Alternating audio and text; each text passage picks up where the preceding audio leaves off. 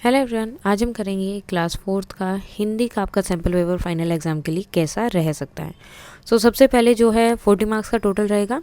वाचन 10 मार्क्स का है, यानी कि गद्यांश दिया होगा जिसको आपको पढ़ना है।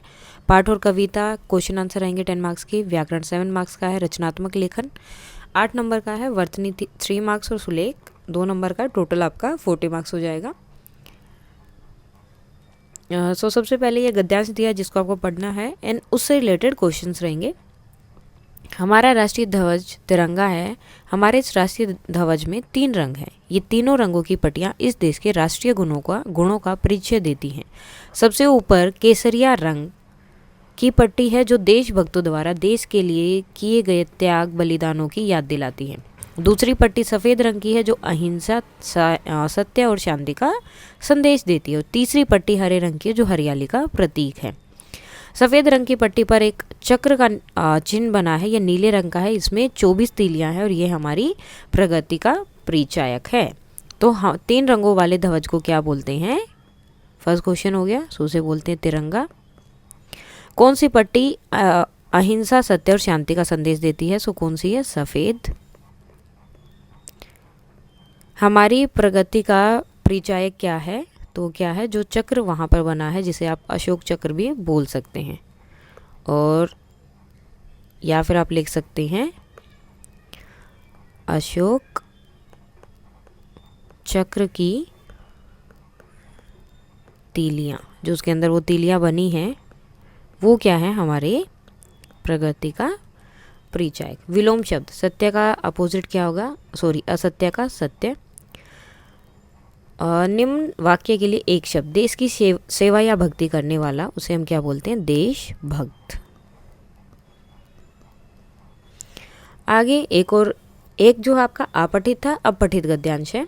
सुनीता सुबह 7 बजे सोकर उठी। कुछ देर तो अपने बिस्तर पर ही बैठी रही। पठित में जो चैप्टर आपने पढ़ा उसमें से कोई ना कोई है। वह सोच ही रही थी कि उसे क्या क्या काम करने हैं। उसे याद आया कि आज तो बाजार जाना है। सोचते ही उसकी आंखों में चमक आ गई। सुनीता आज पहली बार अकेले बाजार जाने वाली थी।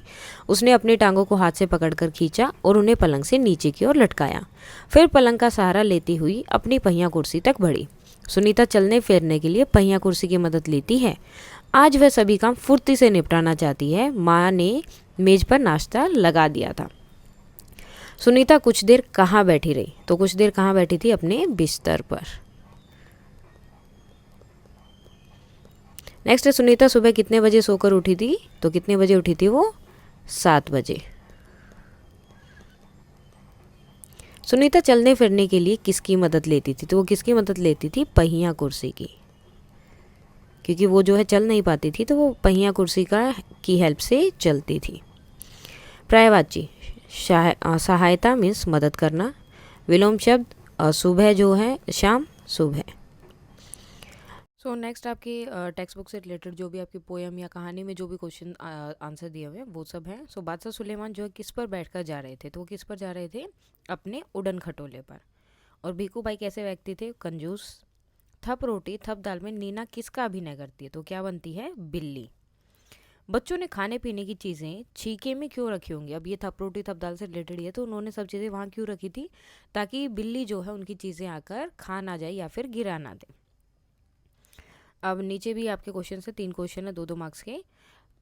यहाँ पर आपको जो भी ब्लैंक दिया उसको फिल करना है। किसने डैश हमारे कुतरे? तो किसने बटन हमारे कुतरे? किसने शाही को बिखराया? तो जो आपका कौन वाली पोयम उससे रिलेटेड है। धनी बिन्नी की देखभाल कैसे करता था? धनी जो है बिन्नी को हरी भरी घास खिलाकर और उसके बर्तन में पानी भी डालता था और ये सब डालकर जो है उसकी जो है देखभाल करता था। पढ़क्कू का नाम पढ़क्कू क्यों पड़ा होगा? तो क्योंकि वो जो है बहुत पढ़ाई करता होगा, इसलिए सबने उसे पढ़क्कू बोलना शुरू किया। अब निम्नलिखित वाक्य में से विशेषण शब्द चुनकर लिखो।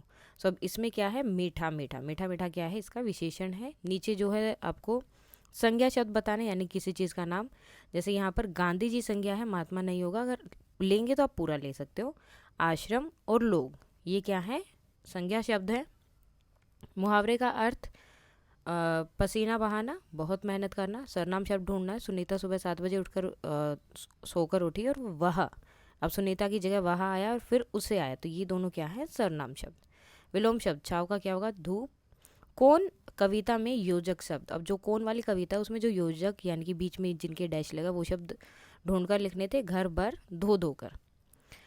वाक्य से क्रिया शब्द पहचाना, तो क्या हुआ था, वो सोकर उठी थी। अब नीचे जो सृजनात्मक लेख हैं दो हैं ये, तो या तो आप ये लिख सकते हो 5 दिन की छुट्टी लेनी है आपको स्कूल से, या फिर आप अपने दोस्त के बारे में लिख सकते हो। तो यहाँ मैंने दोस्त के बारे में लिखा है कि मेरे दोस्त का नाम, जो भी आपके दोस्त का नाम है वो आपको यहाँ लिखना है। वह पढ़ाई में बहुत होशियार है, हम साथ में खेलने जाते हैं, वह हमारी कक्षा का मॉनिटर भी है और वह कक्षा में बाकी बच्चों की पढ़ाई में मदद भी करता है। आपको कुछ और लिखना है तो आप वो भी लिख सकते हैं। देन उसके बाद है नीचे दिए गए चित्र के बारे में। अब ये देखो किसका चित्र है, हुदहुद का है। सो इसके बारे में आपको 5 वाक्य लिखने थे।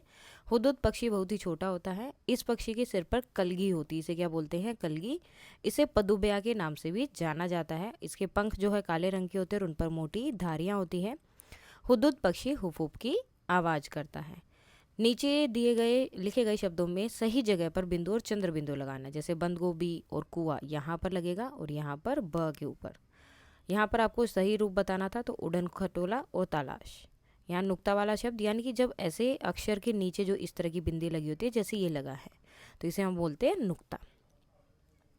आगे दिया सुलेख। अब सुलेख में क्या है, आपको जो यहाँ दिया गया है वो एज इट इज़ आपको यहाँ लिखना है, लेकिन एक चीज़ का ध्यान रखना है कि हैंडराइटिंग बिल्कुल साफ़ होगी। एंड दूसरी चीज़, कोई भी स्पेलिंग या मात्रा की गलती इसमें नहीं होनी चाहिए। तो अगर आप ऐसा करेंगे बिना गलती के तो ये मार्क्स जो हैं आपको आराम से मिल जाएंगे। सो ये था आपका क्लास 4th का हिंदी का सैम्पल पेपर कि इस तरह का आपका पेपर आ सकता है। अगर इसमें कोई भी डाउट है तो आप कमेंट करके बता सकते हैं। और अगर आपको ये PDF चाहिए तो टेलीग्राम चैनल पर मिल जाएंगे, एंड उसका लिंक जो है मैं डिस्क्रिप्शन में डाल दूंगी। And that's all for today, and please like share and subscribe. Thank you.